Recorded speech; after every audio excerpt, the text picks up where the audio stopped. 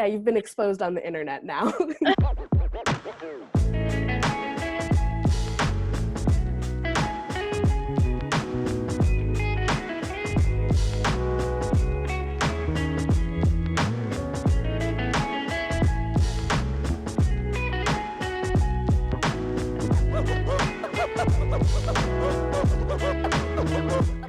Hey everyone, welcome back to Do What You Can for the People, the show that nobody asked for. I'm Nicole, your hostess with the mostest, and today I'm here with Emma Jenkins. Emma is a financial wizard. She is a former shaper of young minds, a lover of exquisite bathrooms, and probably the kindest person I know. I'm so excited to have Emma on the show today to talk about financial literacy, what it means, why it matters, and why it's especially important for women. Thank you so much for being on the show today, Emma. Thank you for having me, Nicole. This is going to be so fun. Yeah. What a flattering introduction. Well, I had to mention your bathroom love. I know. Well, that is a main point of bonding between us, so it's important to bring up. Yeah, you've been exposed on the internet now. Yeah, so send me your amazing bathroom pictures. Absolutely. And descriptions. Yeah, everyone should add Emma with all of their favorite bathroom pictures. Yeah. I'm really excited to have you on the show today because I think that finance is intimidating for a lot of people. And I think one of the things that we need to talk about before we dive into finance is the concept of wealth inequality, which means the unequal distribution of assets among residents, specifically in the United States. And wealth includes the value of your home, automobile, your personal valuables, your businesses, your savings, your investments, all of those things. And one of the statistics that struck me was in Q3 of 2019, the bottom 50% of households had $1.67 trillion or 1.6% of the net worth of our country versus 74.5 trillion for the 70% or 70% for the top 10%. That is a huge discrepancy. Oh yeah, it's atrocious. It's completely atrocious. And it just makes me think right now in our current moment with being, unemployment numbers are extremely high and we're in the midst of this economic shutdown, but yet the stock market continues to defy gravity, and it's really it doesn't reflect the true economic situation, the stock market. There are two economies, clearly. There's one that has the bulk of the wealth, as you just put, and the other that is a far greater, head count, and yet can't access that economy and that wealth. I mean, it's very just puzzling, phenomenon that's happening right now. That we have two economies, the ones for the haves and the ones for the have-nots, and the inequity is just insane.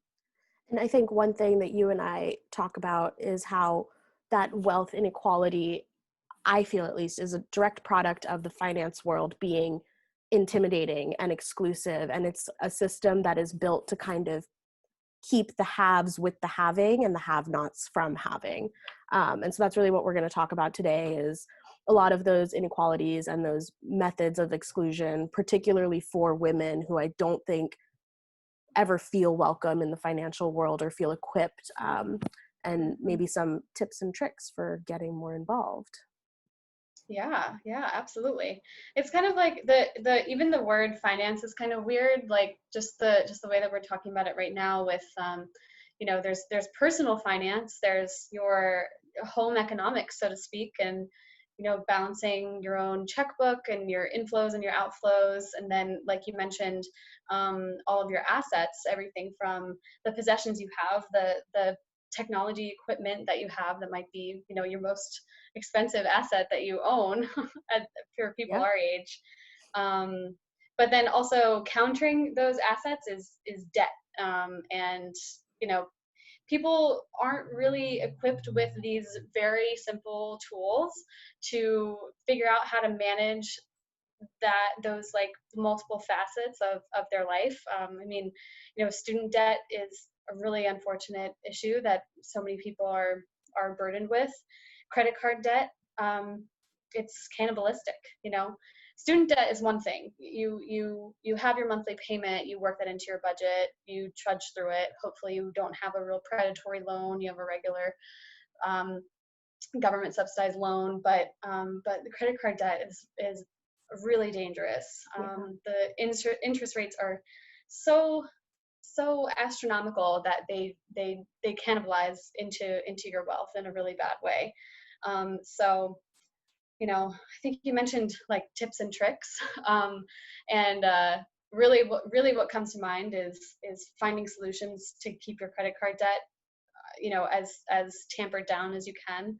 And you know, sometimes that means that it's just another budgeting thing, or you just have to get a good handle on what's a monthly realistic payment that you can make, and trying to live within your means as much as possible. But that's not even possible for a lot of people. So that's also kind of a hard token of advice to dish out, because a lot of people with their rent and multiple expenses that they have can't quite make those balanced with what their income is. So, you know, I think that the most important thing is to remember that the personal finance realm is not that complicated. The finance industry purposely makes things really mysterious, and you know, this is getting into like the ways that investment products are structured and how individual investors have access to those things. That kind of stuff is really veiled under some really annoying jargon and ins and outs. But the personal finance side is really not that complicated, and it's just a matter of digging into the research for yourself. You can figure out anything on Google. You can figure out anything on Investopedia. Really like separating those thoughts that are in your head that have been passed on to you through our culture, that that you won't be able to understand things, or you're not good at finance or something like that. It's just those are messages that other people are giving you. That is not your truth. You are a strong, educated individual woman, probably is who I'm talking to. You can definitely get a handle on your personal finance. Don't be intimidated, and if you're seeking professional help, don't let them push you write you around. off. Yeah, Don't let them write you off. Don't like, oh, you don't need to worry about that, is like the biggest red flag. If someone is trying to coach you through a situation or sell you something or structure an account a certain way, and they're saying that there's some element that you don't need to worry about, that's the biggest red flag. That's the thing you should probably be the most worried about. Yeah. I actually went through that experience. I was working with the CPA, and this was way back when I was freelancing for the first time, and I was freelancing, but I was also bartending, and I was also like doing odd ends and jobs. And so my taxes were a bit of a nightmare. And so I sat down with the CPA, and I was asking him questions that I had like, you know, done research on. And I was like, well, what does this mean? And what does that mean? And he would actually say to me, oh, you don't need to worry about that. Like very dismissive, very much writing me off. And I decided that then and there, I was like, you know what? I'm intelligent enough to figure this out. And I didn't use him going forward, and I've been able to do my taxes on my own every year since. So hey, amazing. Good personal victory. If I can do it, anyone can do it. No one was more intimidated by our MBA finance class than me, and I came out on top in that too. But I think that the system does kind of favor men in a lot of ways, and I think that's something that we definitely want to talk about, is that there are a lot of stereotypes out there about women, you know, being risk averse and not knowing how to save or manage their money, and messages about money that are really sexist, that patronize or shame women. And I'm just quite sick of it, because when we receive that messaging, we start believing it. And New York Times article in 2013 found that only 20% of female breadwinners said that they were very well prepared to make wise financial decisions versus 45% of their male peers. And that's atrocious to me. That's unacceptable. We need to do better. That sounds like some inflated confidence by our male counterparts. Jeez. I think though that there is also a tendency for the industry to kind of choose to have language that's very intimidating, and try and exclude people from the conversation. And I'm not entirely sure why. I don't know if you have any thoughts on that. Well, one of the reasons is that it's to their advantage to have consumers be in the dark about these things. If you think about, interest rates for loans, if you think about, the charges that are given to you if you overdraft on your debit card, there are incentives built in for consumers to not have a clue, because the punitive system of, when you make a mistake, or if you're in a bad situation, it's on the side of the finance firms to have consumers not know what's going on, have good control of their financial situation, and culturally, it is certainly a man's world. I mean, come on, just the imagery alone, and everything from the way that we describe the stock market as like a bull market, and the freaking bull, down on Wall Street, and there are just there are so many ways that sexism shows up in the finance industry, aside from all of that. Oh, and like, and women can love sports, of course, and women can be really into that, but that is just the way that analyst reports come out, and it's like a sports stat, and it's just very alienating to a large group of people who aren't really like relating to that, right? Or finding it to be an interesting or intriguing career. And I know for myself personally, I think you might have mentioned at the top, I used to be a teacher, which is like a very female profession, obviously. And I grew up with my dad. He worked in finance, and I did not really see myself in that kind of career. Not to any fault of, not like my parents were discouraging to me in any way. In fact, their whole quote of life is, you can do anything you set your mind to. But I just didn't have that visual until really I started the Bard MBA and began to see things in a way that was more attractive to me. But yeah, like, I mean, one example on a mailing list or listserv that I'm on currently, it's like a daily market update thing, or weekly or something. And since the pandemic, the author of this mailing list has been adding in, little videos to be jokey, like meme videos or whatever. And usually I ignore them, but one of them was called "This is Why Women Are Always Late." And it was some video, a spoof with a woman who was like getting ready, makeup, hair, and was like running late for the event. And then at the end of the video, she's late for a funeral. And so this was like an industry leader, like an investment research leader, sending this out to, I don't even know how many people. And, obviously it angered me on so many levels, but mostly just for the symbolism that a male industry leader is sending this out, and this is how he is laughing at women for doing things that, taking care of yourself is something that we are pressured to do in professional environments. If we don't look a certain way, we are not treated with respect. By the way, all of that is at a huge expense. So there's, the pink tax, where we have these things that we have to pay for to look acceptable. And everything from, assuming all women are shallow, but also, not recognizing the pink tax, but also the emotional labor that women disproportionately are responsible for and take on, in addition to their professional and personal responsibilities. And so I did provide that feedback to this individual, and it was a really good conversation. And I put it exactly that way. I was like, it's hard enough being a woman in this industry and seeing this kind of, this is, if this is what industry leaders think of me, then what's my future like? And replied back with a awesome video by Sally Krawcheck of Ellevest on her market commentary, which was rooted in reality, and it ended up being a good little dialogue.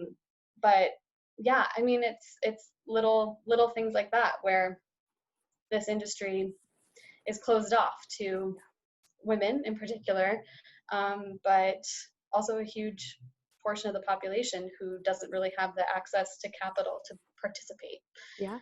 So I'm so glad you brought up the pink tax, because that's something that we've definitely talked about before as infuriating. And as you were talking, it made me think of, we're not saying that men and women are equal. We are different. And I think that's important to recognize that the needs of women are different from the needs of men. Like, yes, we have this societal pressure, and a lot of people find it unnecessary, but some women genuinely do enjoy, like I'm one of them. I enjoy looking really good because I feel like I've put on my battle uniform and war paint to go to work. But recognizing that there are different needs and different lifestyles and different expectations out of your financial, whether it's personal or, business or whatever have you, I think is a really important part of this conversation. And I did a bit of research and found that actually the investing needs and habits of women are very different from men. Women are way more interested in things like long-term goals and things like putting a child through college, whereas men are more interested in hearing about the growth of a company or its competitive performance. And it's not fair to write women off just because they have different financial goals. Yeah, completely. Yeah, I'm really glad that you brought that up. And another really important thing for women planning their financial future is that they're more likely to take time off from the workforce to parent, and that really impacts your salary, because I mean, it kind of sucks, but the reality is you're not going to get more money if you don't make more money. And so that is a real barrier that is, not factored into the pace of someone's professional career typically, because it's not typically something that men need to account for.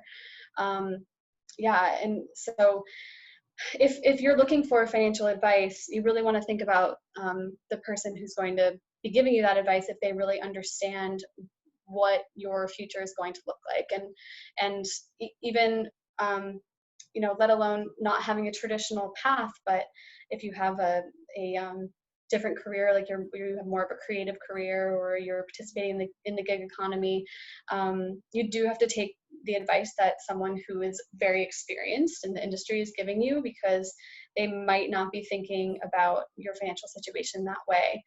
And it also it makes me think a lot about, like, a lot of people start getting serious about their financial planning when they marry, or they officially join legally with another person. Yeah.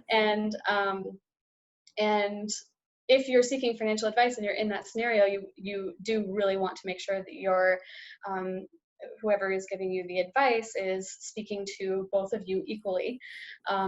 If you're in a different sex partnership, and that you're and noticing how the person is talking to each of you differently. Are they treating the woman in the relationship like they are more conservative or risk averse, and are they talking to the male in the partnership more about beating the market and kind of that sportsy vibe that I was giving you? And it's really not true that women are more conservative in their investments, and that's kind of a profile that people fall into, and I think it's even programmed into some financial planning things, which is very strange and troubling. But women aren't really more risk averse. Women are usually just more inclined to be thinking about the long term, as you mentioned, and be more risk aware. And they want to know beyond how cool or interesting a company is, and they want to know what kind of stability and responsibility that financial instrument represents. And really, it leads to more thoughtful and intentional investing choices, I think. So yeah. I totally agree. And I think that's a great segue into what we're going to talk about next, which is women don't just care about the long-term financial return. They're also doing a lot more of what's called value-aligned spending and investing, which is great for us from a sustainability perspective, because investing with values alignment means that you're concerned with, the people who work there and the environmental impact of that company, and who's at the table in terms of governance and all of these things that maybe a lot of times aren't accounted into when you're talking about financial investments, traditionally speaking. Yeah, completely. When I first became aware of the sustainable investing realm, and I was talking to my dad who works in finance about it, and I was like, did people ever come to you with interests of aligning their investments with any values? And he was like, yeah, one person once, and it was a woman. And he's like very, very pleased to tell me that it was a woman. I was like, yes, exactly. That is very common. Yeah. And I think that also there's a reason why gender leadership representation has become one of the top leading ESG or sustainable investing topics that's brought up, because of that interest. And women are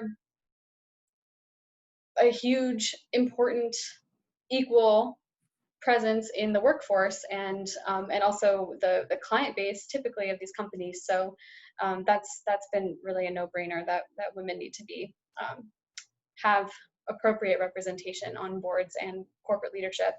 But women are really they're more inclined to think about those non-financial risks, particularly with climate change, labor issues. Diversity. It kind of, it falls into that thoughtfulness about risk awareness, and really wanting to know, okay, what is beyond the numeric bottom line of this financial decision, and maybe that comes from more of an inclination to emotional intelligence or whatnot, the way that we're raised to think about others and kind of the emotional labor that I mentioned before.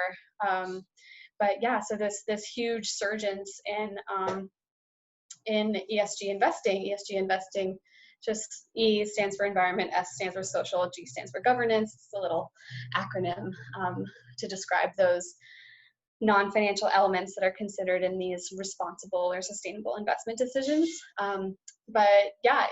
It really was pioneered by faith-based groups, which I think people don't totally understand. Not having alcohol in your investments is something that is very important to Muslim investors. There's certain things that are important to Christian investors and Jewish investors, and so they were really the pioneers of socially responsible investing. And then kind of the next wave were women who were inheriting a significant amount. Women tend to live longer than men. That's another consideration for your financial planning. Women inheriting money. They were really more on the forefront, who were willing to buy into the fact that these non-financial factors were important in their investing decisions. And now we have huge names signing on to that very same belief in the finance industry. So it's very exciting. Very exciting. Yeah. And I think it comes also down to this concept that we talk about a lot in our program and also a bit on the show, which is voting with your dollars. If we're going to live in a capitalist society, we might as well use it to our advantage and vote with our dollars. And just to throw out another factoid, women control over $20 trillion in worldwide spending. So we really shouldn't be underestimated, because that's a huge number. Yeah, completely. And a lot of people ask me like how they can participate in sustainable ESG investing. And a lot of people, the people that I talk to who are, around our age and early in their professional careers and still combating those credit card debt, student debt, high rent challenges that come our way, and like I want to participate in impact investing or ESG investing, but I don't really invest. There are some solutions for working it into your employer-sponsored retirement plan or whatever other thing that you have going on, but really your impact starts with your spending. And it's been so wonderful the last couple of weeks seeing all of those resources sent around to support your dollars to Black-owned businesses. Like, that stuff is really important to pay attention to. And you know, it's such a weird time when Amazon is just a very comforting solution.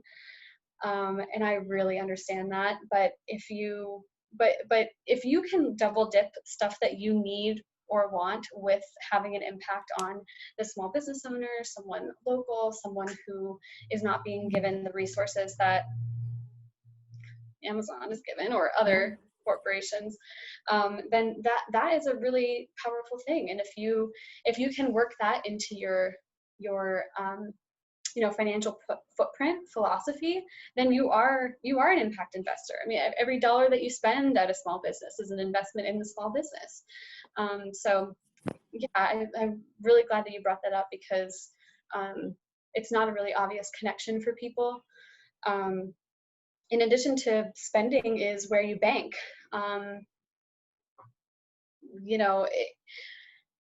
Banks are blessed with very high, I think it's called switching costs or something. Mm-hmm. Our strategy and economics professors are going to be mad if I get that wrong, but people don't switch their banks. It's extremely inconvenient. You have so many things set up for So much paperwork, automatic deposit, so much paperwork. But there's so many really awesome banks out there that just by having your savings in a savings account, your money sitting in your checking account for a short amount of time, you're really supporting some really awesome either community endeavors if you're a local credit union. Some credit unions are more impact oriented than others, so you definitely do your research on a credit union before you're really making that switch. But there are big banks that are doing really amazing things, like Amalgamated Bank. They are really great. They have really great online banking, so you don't need to be nearby a branch necessarily. So I think that's another layer, that if people are interested in impact investing, but they don't really, there very few people have the means to actually do impact investing.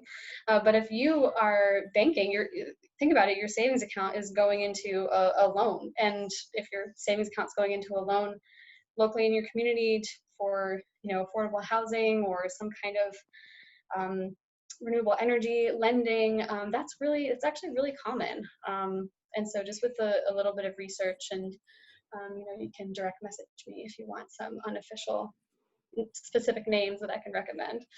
I feel good about recommending Amalgamated. They're a B Corp. They're very publicly respectable and impactful bank. Yeah, for sure.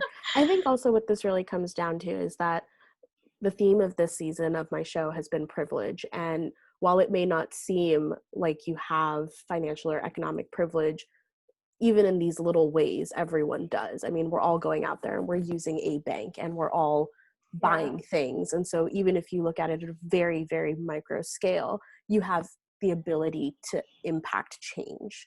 And that's kind of what I want people to take away from this episode, is that it's not as intimidating as you think. Don't let anyone tell you that it is, and that you have power. Everyone has financial power. Yeah, absolutely. And we're talking about like many fractals of how this plays out. And the first part is yourself and how you feel, how you invest in yourself, and the confidence that you put in yourself that you can take control of your financial situation. Not letting people write you off and infantilize you. If you're interested in female empowerment in finance, don't fall for like a pink investing product or something. Like really be asking those questions about what actually matters to you as an individual, and not you as a stereotypical woman. And if you have the means, really be thinking hard about where your assets are and what kind of impact they're having on, beyond your balance sheet. And I think that our audience is probably already really in tune to that, but spread the word to others, I guess, also. Definitely. Tell all your friends to come watch this episode. Yeah, exactly. I've learned a lot in even just prepping for this episode with you, Emma, and I just want to say thank you again for coming on the show and sharing all of your insight with us, and just wanted to leave it with you if you had any closing thoughts. Yeah, thank you so much for inviting me. This was really fun. I love talking about this stuff. So if you ever want to have a, part 2, and we can go into some other realm of things, that would be really awesome. I think that if I have any closing comments, this is being released in late summer, early fall, right? So just register to vote and vote. Vote. And if you think you're selecting the lesser of two evils, you might be. And I just everyone should be voting and really also thinking about the impact that has. That might be my closing comment, since I have a platform now. I'll take you on that platform as well. Send a message. I saw a great meme the other day. It was like, if you are trying to get somewhere and you're waiting for a bus, but your bus doesn't come along, you don't just sit there. You get on a bus that's taking you closest to your destination. Yeah. And I thought that was a great way to put it. So I like that. Yeah. Vote with your dollars, but also like go vote on a ballot. Vote. Yeah, actually vote. Yeah. And I am involved. I try to be involved in a lot of diversity, equity, inclusion work, which could be a whole other episode. But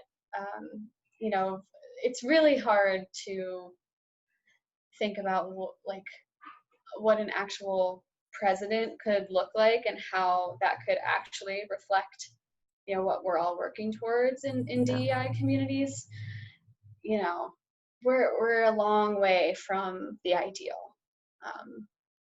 And I love the bus analogy. I'm going to start using that. That's great.